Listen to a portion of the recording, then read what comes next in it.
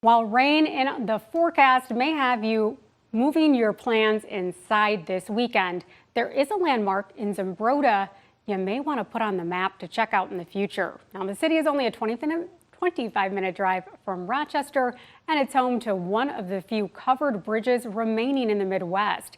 John Larston shows us why the community and plenty of visitors celebrate this man-made work of art. When you walk in here, you feel the history. You feel things that happened here. Every little town has something that brings people together. For Zumbrota, it's a covered bridge, and most of the wood you see inside is original, from 155 years ago. All the time, if you drive by, you'll see people walking through. And it's just you don't see things like this anymore.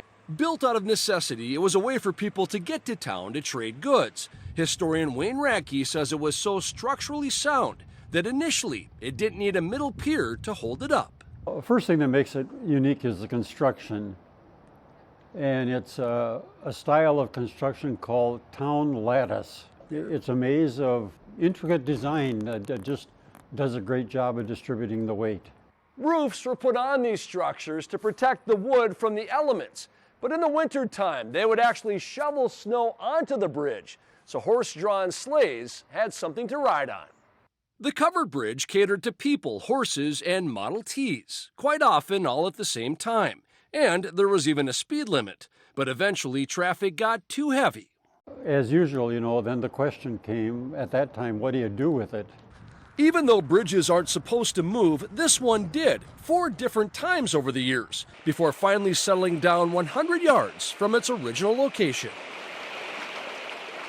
At one point, the fairgrounds were its home, but not everyone was on board with that move. The people in the town who did not support that deal were called jackdaws.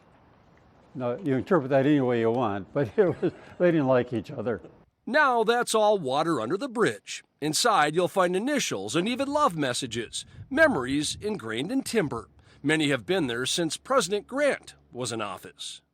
And that's part of the history of this. It kind of contains a people history. Very wonderful. Today, the structure is the epicenter of town parties and festivals, and it also serves as a 116-foot-long metaphor. Here, no matter how dark things get, there's always light at the end of the tunnel. Try to share a lot of the little stories, and hopefully that'll make sure people have a warm spot in their heart for the bridge. It's always great to see the history of things that you are right in your backyard. You don't really think about that often, but knowing that bridge was moved, crazy.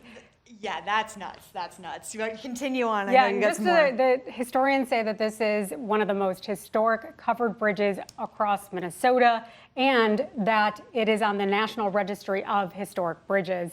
You also want to make sure to mark your calendar. If you can't check it out this weekend, I would argue it's not a bad weekend because it will be raining, but there is a festival coming up in September that basically celebrates the covered bridge as well. So